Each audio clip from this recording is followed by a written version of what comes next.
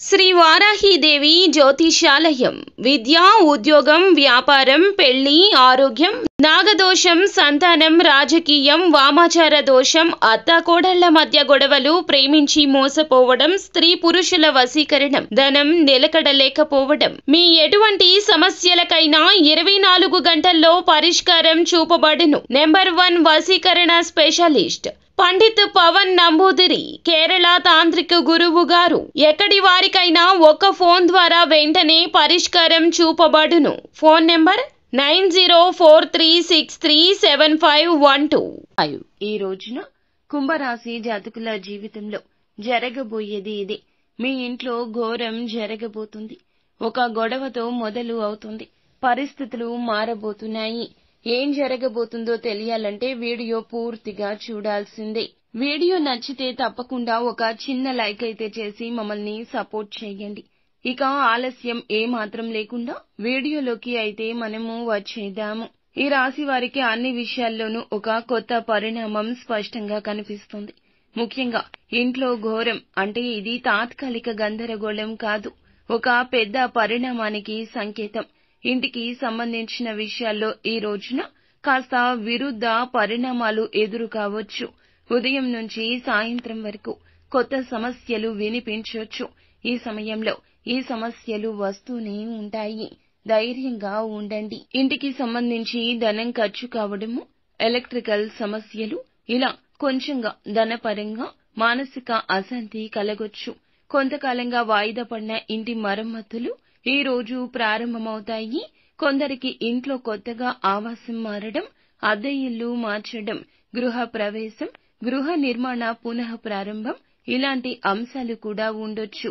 ఇవి ఎలా ఉన్నా ఘోరమైతే తప్పదు. ఇంటి సభ్యులందరినీ ఇది ఏకతాటికి తెస్తుంది. ఈ సమయంలో కొందరు బంధువులు మీ ఇంటికి అకస్మాత్తుగా రాకపోకలు చేయొచ్చు. ఊహించని అతిథులు రావచ్చు. పాత బంధాలతో తగాదాలు జరగొచ్చు.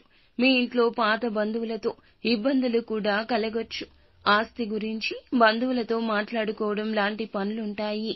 ఇది కొంతమందికి కలత ఇస్తుంది. ఈ పరిణామాలు ఒక సమస్యకు పరిష్కార దిశగా నడిపిస్తాయి. ఈ సమయంలో మీకు ఖర్చులు అయితే తప్పవు.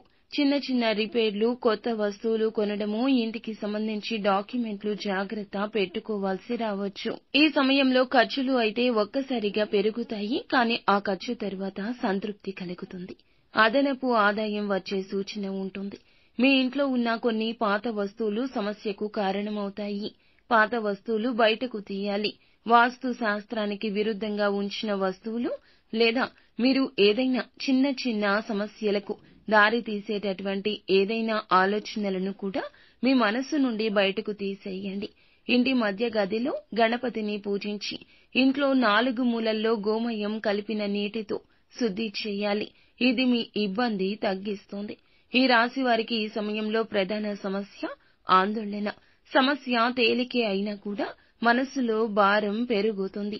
అందుకే ఈ సమయంలో ఏం చేసినా కూడా పెద్దల సూచనతో చేయాలి. తల్లి, పెద్దల యొక్క ఆశీర్వాదం తీసుకోండి. ఇంట్లో పెద్దవారి అనుమతి లేకుండా మీరు ఎటువంటి వయస్సు నిమిత్తం ఉన్నా కూడా ఏ నిర్ణయం తీసుకోవద్దు. కుటుంబ సభ్యులతో కలిసి వ్యవహరించండి. ఈ ఘోరం జరగకుండా ఉండడానికి ఈ రోజున మీరు సాయశక్తులా ప్రయత్నించండి. ఖర్చులు అదుపులో ఉంచుకోండి. ఇంటి తూర్పు గది లేదా పొరుగు గదిలో సత్యనారాయణ వ్రతం చేయడం మంచిది. అమ్మవారికి దీపారాధన చేయండి. ఎరుపు రంగు పుష్పాలతో అమ్మవారిని పూజించండి. ఈ రోజు పాత పరిచయాలు, పాత బంధాలు మళ్లీ గుర్తుకు వచ్చే అవకాశం ఉంటుంది. ఆస్తి, డాక్యుమెంట్లు, ఇల్లుకు సంబంధించి లీగల్ సమస్యలు కూడా ఎదురు కావచ్చు. వాదనలు ఈ రోజు కుటుంబ సభ్యులతో జరగొచ్చు. సహనంగా ఉండండి.